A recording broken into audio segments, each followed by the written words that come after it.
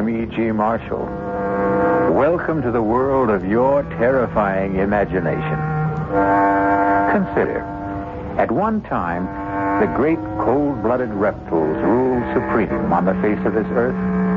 But they sickened and died, and dominion was seized by savage, ferocious, hot-blooded killers with hideous fangs and terrible claws. Today, the undisputed lord and master of the planet is man. Yet, in the fullness of time, every victor is finally vanquished. Will we, in our turn, also be conquered? Who waits to make of us what we have made of the animals? Jean? Yes, Monsieur de Maupassant? Do you want to save the world? I? Save the world, did you say? Yes. Save the world. Save the people. Save every human being on the face of the earth. Well, sir, if I could be sure. Look out. Look out toward the harbor. There. At the pier. Do you see that ship? The white three-masted schooner? Yes, sir. You and I. We have to blow it up. But it is such a beautiful ship. Beautiful and deadly. Deadly enough all by itself to enslave the entire human race.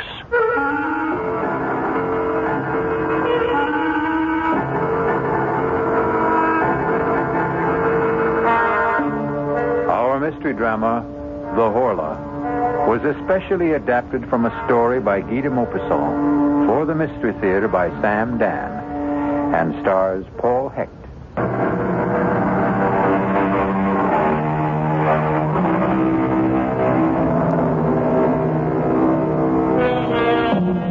His name was Guy de Maupassant.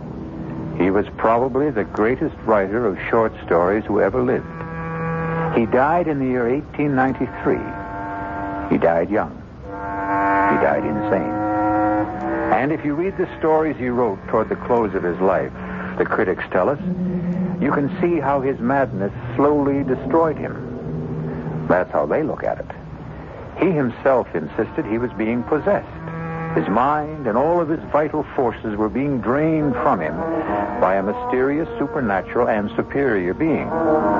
He called it the Horla. And the Horla is one of the last stories he ever wrote. Is the Horla merely the raving of a man going mad, or is it an inspired prophecy of a fate that awaits us all? You decide. Dr. Cartier. Yes? Yes, what is it? I have been pressing the bell signal, Doctor. It means you must pick up the telephone. Oh, that confounded diabolical contraption. Oh, please, Dr. Cartier. It's Monsieur de Maupassant. De Maupassant? Who is he?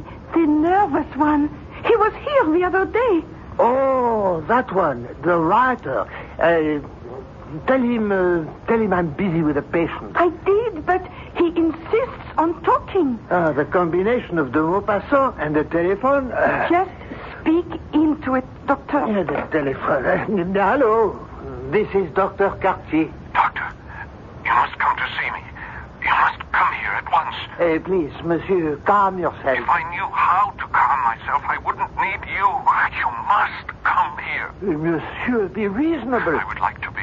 I'd give everything I own if I could be reasonable, if I could only be reasonable, but it won't let me leave. What won't let you leave? It. The Horla. The what? Monsieur de Maupassant. Monsieur, speak up. What happened?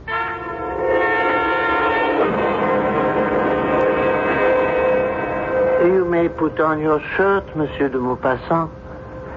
Ah, a lovely place you have here. Breathtaking view of the harbor. What's wrong with me, Doctor? Oh, nothing. Then why do I... You see, that's a handsome ship out there, huh? That sparkling white three-masted schooner. Something must be wrong. Where's she from, I wonder? Oh, Brazil, I think. Doctor, why won't you tell me what's wrong with me? I told you, nothing. You have a mild nervous upset. Your nerves are highly strung. Your pulse is rapid. Your eyes dilated. And what do you advise? A course of shower baths. Cool shower baths. 2 in the morning, 2 in the afternoon, 2 in the evening. And send down to the chemist for some bromide of potassium. You haven't listened. I listened. I heard every word. Now, you go to sleep. Yes. You slumber deeply for 2-3 hours, correct? Yes, yes. Then a nightmare lays hold of you, true? Yes, exactly. You feel someone is in the room with you, in the dark room. Someone is in the room. Am I stating the fact? Exactly. This someone or something is staring at you? Yes. I can't see it, but I know it's there. I know it's staring at me. And then it comes closer and closer to me. I feel it touching me. A cold, terrifying touch. And then I hear a sound. A low, vibrating sound. It's nothing human, nothing animal, nothing mechanical. And then I feel a weight, as if something kneels on my chest. A pressure, a terrible pressure. My neck is being squeezed and squeezed as something seems to be draining the breath from my body. Not only the breath, but my strength. Everything is being drawn from me. I want to struggle, but I can't move. I want to shout for help, but I can't utter a word. I try to fight, to resist, but I'm paralyzed and powerless. And then suddenly, I awake, bathed in perspiration, trembling. And then, exhausted, I fall asleep and slumber restlessly till morning. Yes, I heard. Well, what have you to say about this mysterious creature? He exists in your imagination. Are you sure? Try the treatment, then call me in a few days. No, doctor. No, you must give me an answer for the Horla. The Horla? This creature, this being, this whatever it is. Monsieur de Maupassant, I understand you're a writer. Is that so? Yes. Now then, do I tell you how to write stories? Do I? No. Then don't tell me how to practice medicine.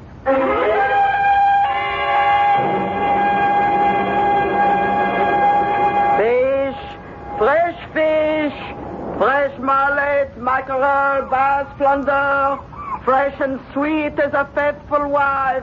Good morning, Madame Bossard. Oh, it's you, Monsieur de Maupassant. I hear you have been ill. It's because you have not been eating enough fish. I instructed my cook to buy some for dinner. Oh, yes. She has been here. Monsieur, you promised to put me in a story. Well, perhaps I will. Oh. Tell me, Madame Bossard, have any interesting new ships come in? Now that is a good question. Yes, it is. And I would say it's not what comes in that's interesting. It's what's not going out. If you get my drift, monsieur. No, I'm afraid I don't understand. The Brazilian. The Brazilian? The white three-master schooner at the end of the pier. Oh, you see? Oh, yes. Well, what about her? Oh, monsieur, she has been tied up here for 3 weeks. So? She hasn't unloaded a stick of cargo. Well, perhaps she's put in for repairs. She has not replaced so much as a rope. Supplies? Food, water? Listen, Monsieur de Maupassant. No one is allowed to go aboard her. Her crew has not been given so much as 10 minutes of liberty. Strange, no? Every few days, her captain comes down to the dock to buy fresh fish, meat, some fruits. And that's all we ever see of them. What does the captain say? Not a word. He's a huge, surly ape of a fellow. He points to what he wants and pays. Comes in without a hello and leaves without a goodbye. Well, we seem to have a mystery. What is the name of the ship? The Horla. The what? The Horla. The Horla? But that's...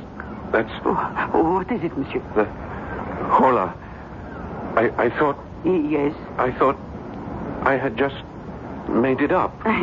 Monsieur, what are you saying? Are you sure? Are you positive that that's the name? The Horla? Well, walk down the pier. You'll see it. It's printed on the bow. Yes. I think I will. Good day, Madame Bossard. Good day, monsieur.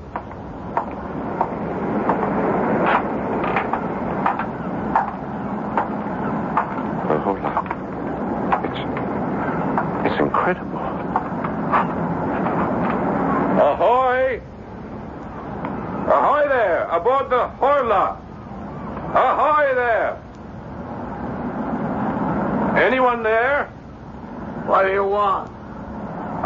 You have a beautiful ship there, sailor. Listen, mister. Move on. All the other ships allow visitors. Captain's orders. Well, why... None of your business. Couldn't I ask you something, sailor? No. Your name, the Horla, what does it mean?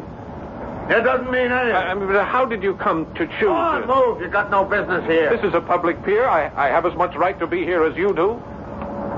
Perhaps more. Now, listen, mister. Please, for your own good, get out of here. Leave as fast as you can. Go away. Go away as far as you can before... Before what? Before the... Aha! No! Please! I didn't say anything to him. Well, who are you talking to? No, please. Don't do that to me. No! Sailor, what is it? What is it? No! Sailor!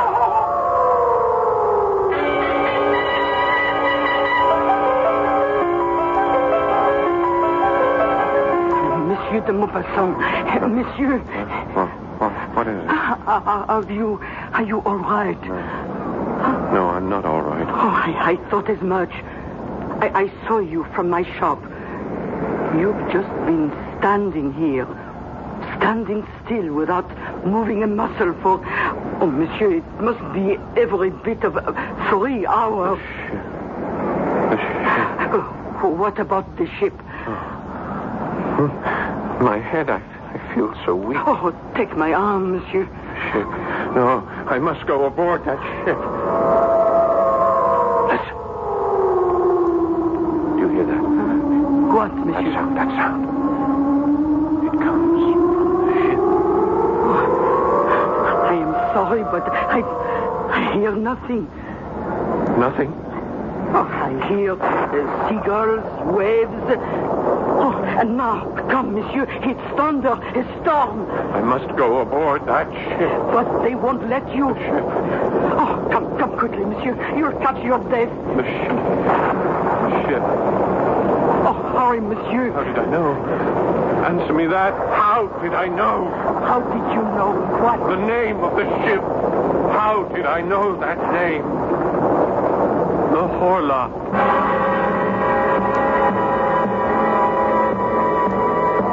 How indeed. And as long as we're asking questions, here's a couple to keep the cauldron boiling. Who, or should we say what, is aboard the Horla? Or perhaps the most strategic question of all, what does the name Horla mean? I'll be back shortly with Act 2.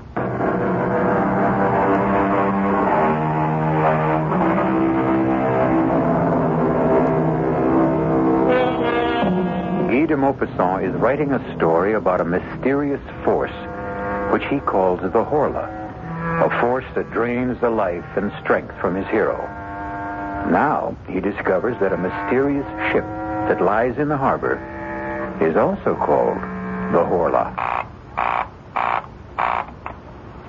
Hello? I must see Dr. Cartier. Oh, it's you again, Monsieur de Maupassant. I told you I would have him call the moment you return. Mademoiselle, I must see him at once. But he is... That. Monsieur. Oh, excuse me. I'm in my room, my bedroom, and at any moment I'll fall asleep. I'm so tired. Well, sleep, Monsieur, by all means. Sleep would be the best thing for you. No, not this kind of sleep. The Horla will come to me again tonight. I know it. But all I can do is tell the doctor. Tell him I need him urgently. Yes,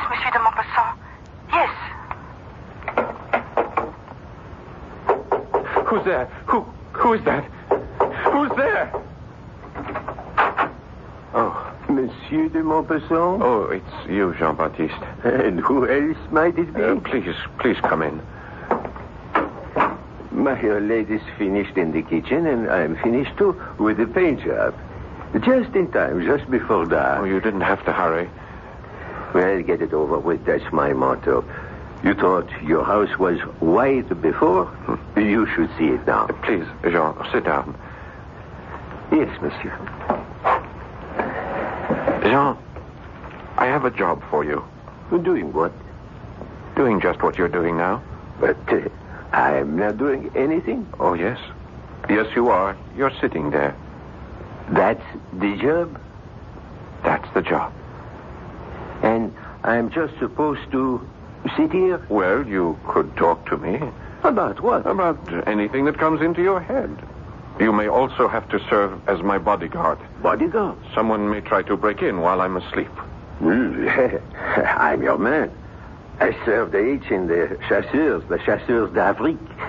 The tourist outfit in the army. Oh, that's so. Well, tell me about it. Well, we were the only ones who could hold the ground at Sedan. And, are you really interested? Oh, yes, please. Tell me everything. Tell me the story of your life.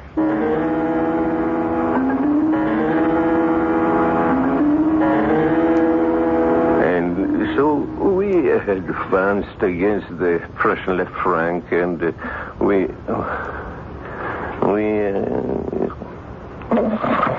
Jean. Go on, Jean. Don't stop.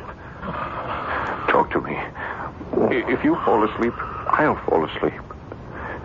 Jean, please talk to me. Don't let me sleep. Oh, I'm so tired, but don't let me sleep. Don't let me fall.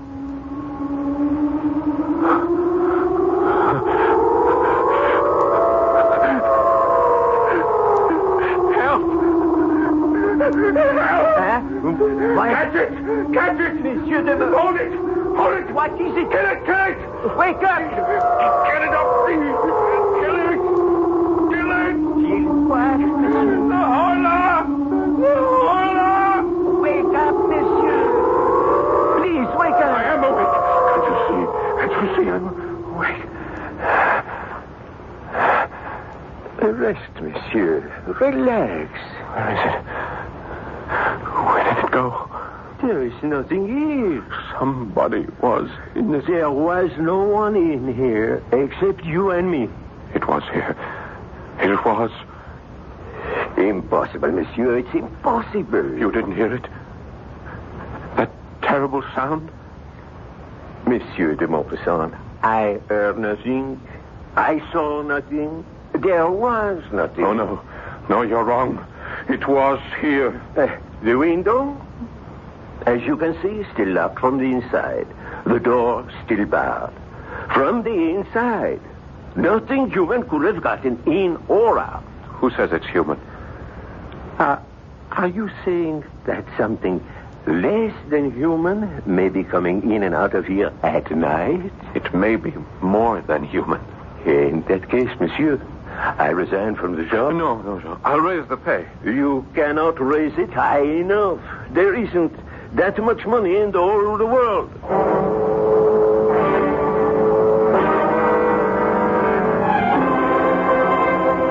Dr. Cartier, I thought you'd never get here. Nothing works. Shower baths, the bromides. You insist you still have this visitor? I know I do.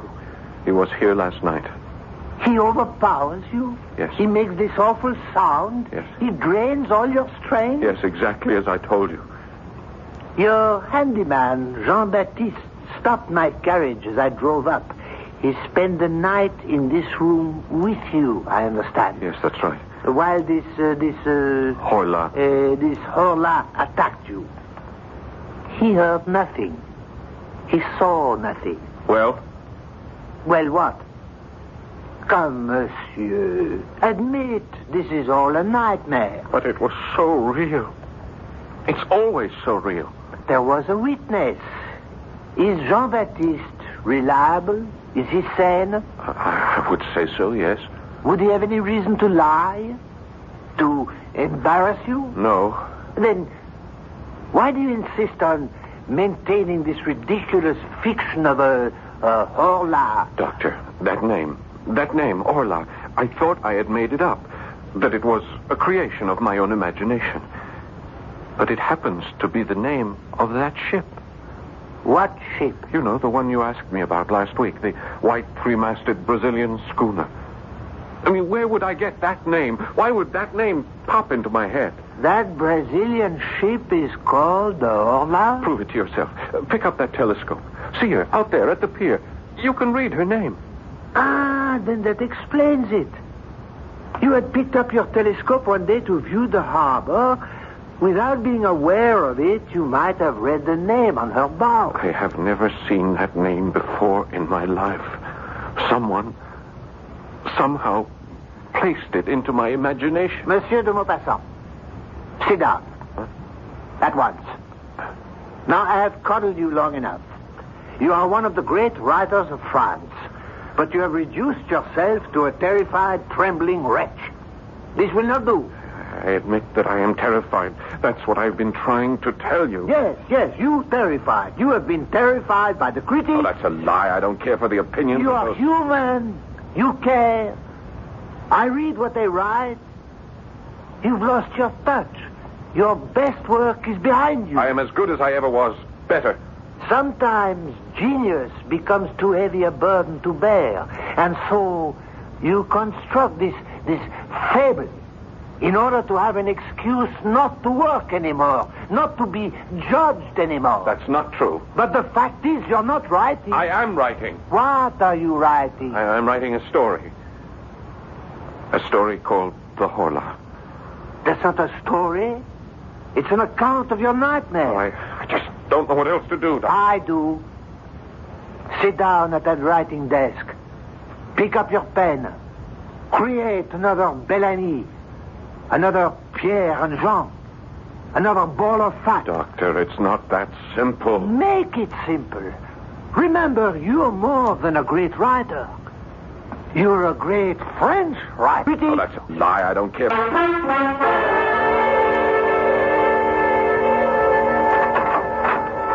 May I come in, monsieur? Oh, Jean-Baptiste, yes, of course.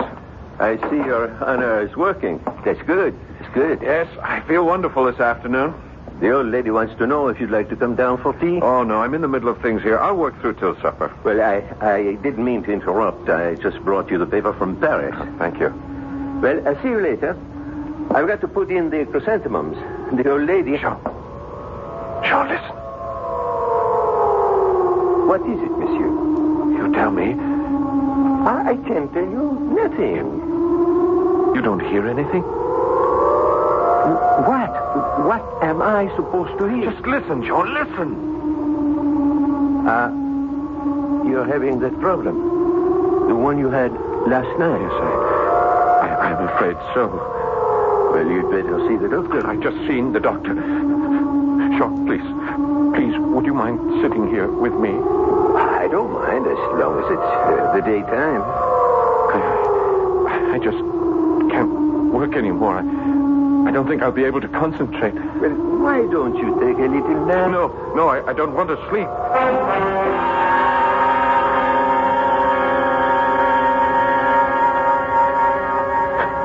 Jean! Huh? Oh, I must have dozed off. Jean, quickly, take this telescope. Go to the window. What for? Down at the pier. At the end of the pier, the three-masted schooner. Do you see her? Yes, I see. Well, don't you see anyone standing on her deck? No. It's empty. All right, now keep looking. Why? Cover the gangplank. Have you got it in focus? Yes, monsieur. Now, if you see anyone at all, leaving that ship, follow him through the telescope and see where he goes, and let me know. Do you understand? I think so, but why? I don't think you would really want me to tell you. Now, just watch. And watch carefully. Wait, monsieur. Where are you going? I'm going to see Dr. Cartier. But how will I be able to tell you if anybody... Well, just call me on the telephone. The telephone? There's nothing to it. You just pick up the receiver, turn the handle, and ask the operator for Dr. Cartier. See here, de Maupassant. You simply can't barge into my surgery. I can if it's an emergency. I thought we had settled your problem this morning. Look, there is an article in the Paris newspaper, and I want to read it to you. I refuse to listen to anything that's in a Parisian paper. They're all filthy rags. Oh, come on, just listen to this article. I listen to nothing from Paris. It's a sewer of anarchy and atheism. This won't take a minute. Perhaps if you spent less time reading Parisian papers... Doctor, this time you sit down and listen. Now, the date is August the 19th.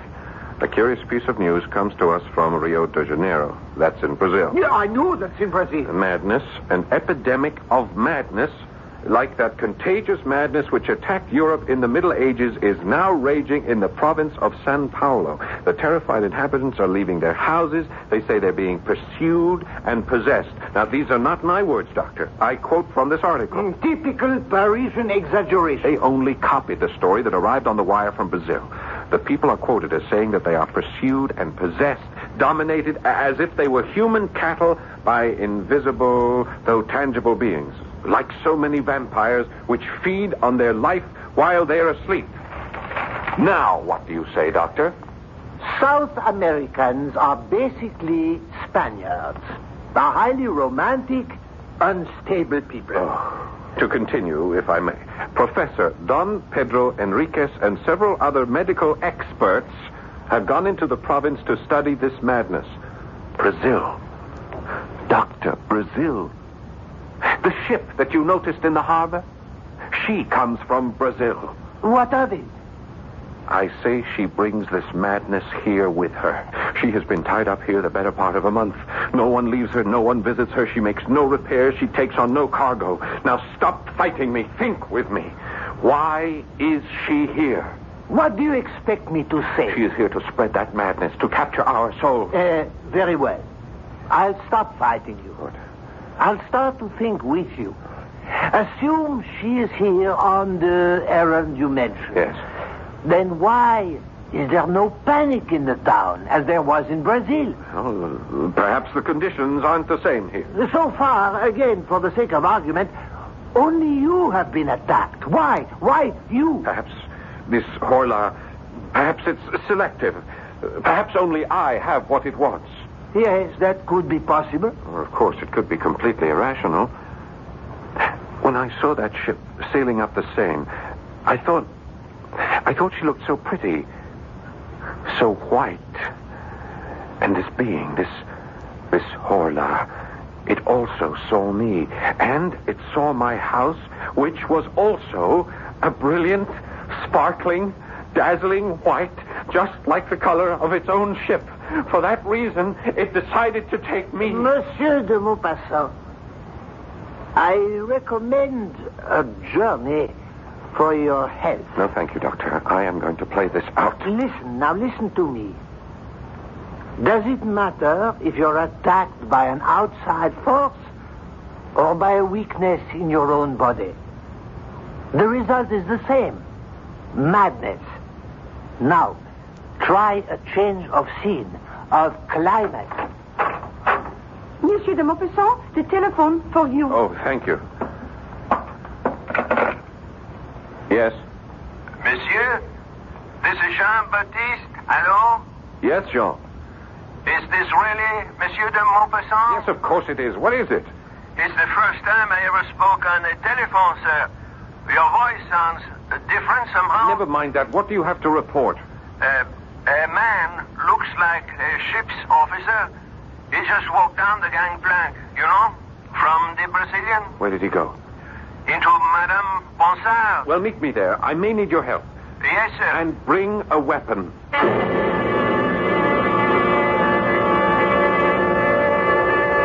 Well, will the man of letters become the man of action? And how ironic it is that the epic struggle for the mind and the soul of not just one man, but perhaps all men, may take place in the small, crowded stall of a provincial fishmonger.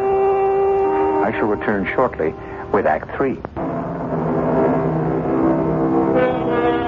A beautiful white sailing ship is docked in the harbor near the mouth of the Seine River. And a famous French writer claims she carries aboard her a mysterious force that intends to destroy the world. Only He can't be sure, and neither can we. Is this just a story he is writing, or a nightmare he is living? But fancied or real, a confrontation with the ship's captain awaits us. Jean, here I am. Yes, monsieur. Are you armed? Yes, I have my old service revolver loaded and ready. Now keep it out of sight. Your man is inside the store buying fish from the Bonsard. All right, come along. Follow me. Yes, monsieur. And you'll have some mullet. Very good. Oh, good afternoon, Monsieur de Maupassant. I'll be with you as soon as I'm through with this customer. You know this, Jean? Yes. It's the mackerel. Look, he doesn't speak. Renee. Yes, he points to the fish he wants and holds up his fingers for how many he'll take. He's a looking customer. No, sir.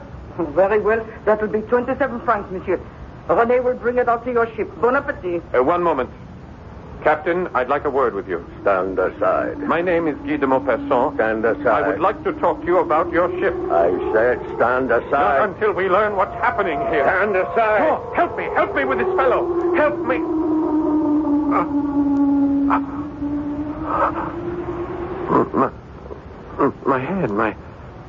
My head. What's the matter, monsieur? René, get Monsieur de Maupassant a glass of wine. Jean, why didn't you help me? Help you to do what, monsieur? To detain that man, to hold him here. But you didn't say anything. I kept waiting. I called on you for help. When? Just now. Madame Bonson, didn't you hear me? Oh, I didn't hear anything. But you saw me struggle with him. No, monsieur. I asked him to stop. I said I wanted to have a word with him, and then he pushed me away. I tried to hold him. I called on you for help. Oh, no. No. All right, according to you, just what happened here? He finished buying whatever it was. He paid Madame Bonson. She gave him his change, and he walked out. Madame, is that true? Yes. I was waiting for you to stop him. But as long as you didn't, I fear, well, it's your concern. Yes, Jean-Baptiste. It is my concern. All mine.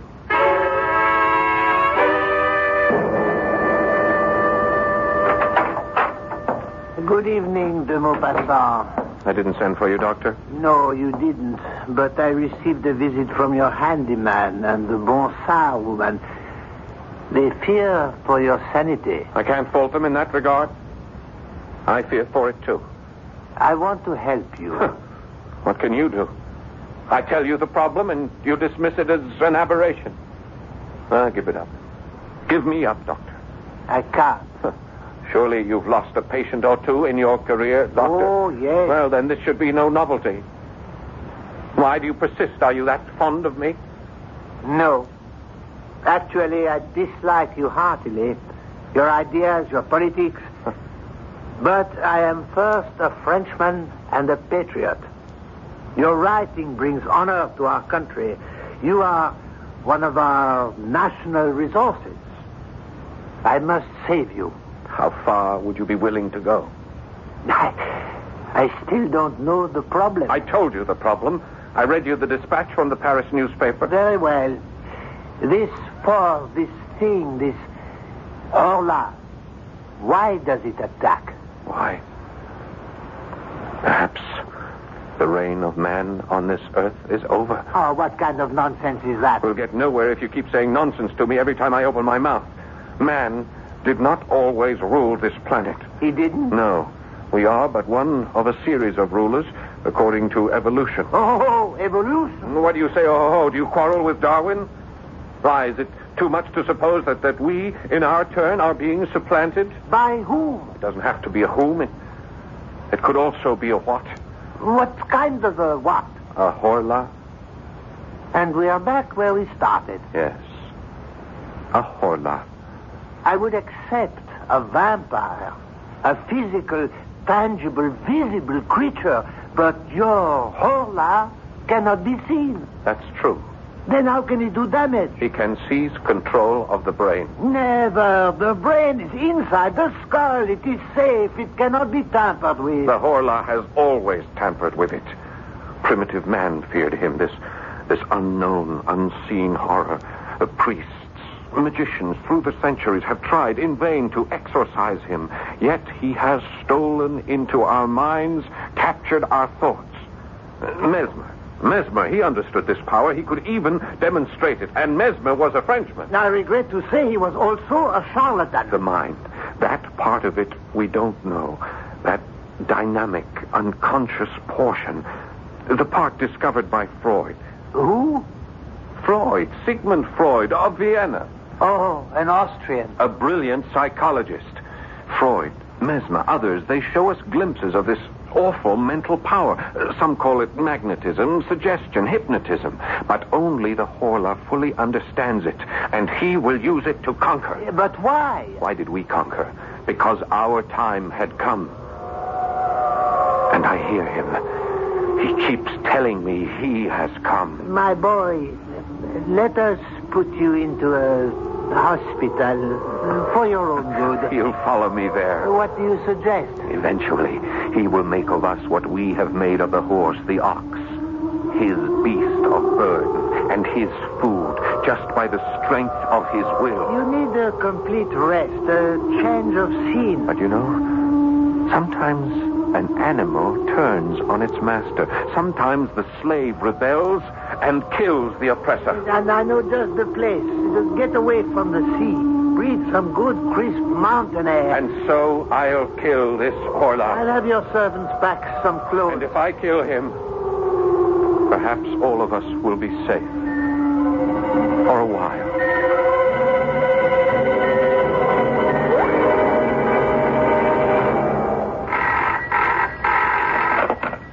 Hello? Hello? Jean-Baptiste here. Hello, this is Dr. Cartier.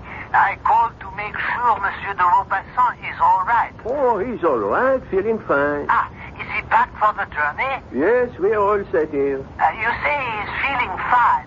Is he sleeping soundly? No, he's not sleeping at all. He felt so good he went out for a walk. You let him go out? Well, he said he felt so good. Where did he go? I guess he went to the harbor. We have to bring him home.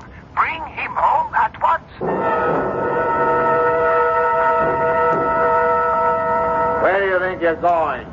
I'm coming aboard. What for? I'm delivering a special order of fish to the captain. All right. Go all the way aft.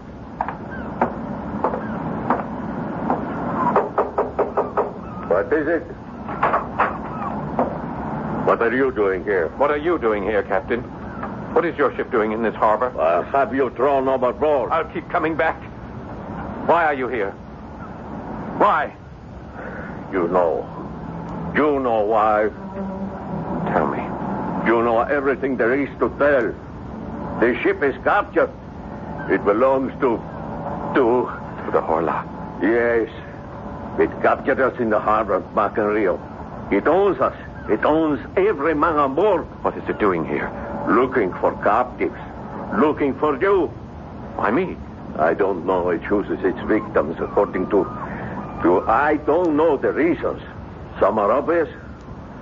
Us, we have a ship. It wanted a ship. But you, others, I don't know. I don't know why it wants you. The Horla. Where is it now? Here, in this cabin. With us? Here now? Yes. What's it doing? Sometimes, like now, it sleeps. Other times... You better leave now while you can. No, Captain, let's fight it.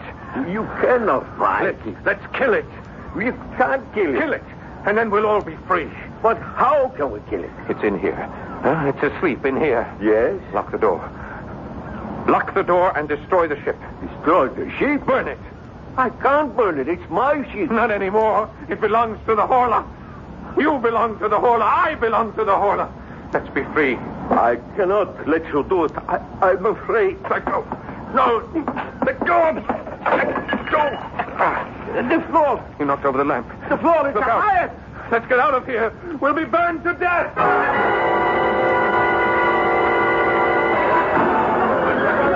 Doctor, look! The ship! It's on fire!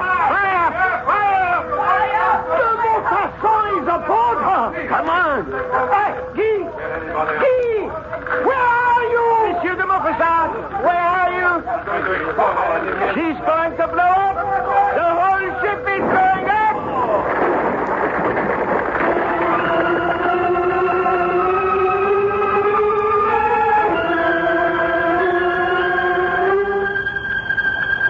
Comfortable, monsieur? Yes. This is such a pleasant, restful ride. We will be at the sanitarium in time for dinner. You won't regret it. You had a narrow escape last night. Yes. Yes, I know. Why did you go aboard that ship? Why? Yes, why? I told you. To strike a blow for freedom. To overthrow the slave master. To kill the oppressor. And, did you? Did I what? Did you kill the Horla? Did you prevail? For just a moment. I thought I did. But no. How can man prevail against the Horla? They say de Maupassant lost his mind. They also say those whom the gods would destroy, they first make mad. Are there new gods? As we are absolute monarchs over the willing horse, the faithful dog, will someone soon force us to yield, spirit, soul, and body, to him? I'll be back shortly.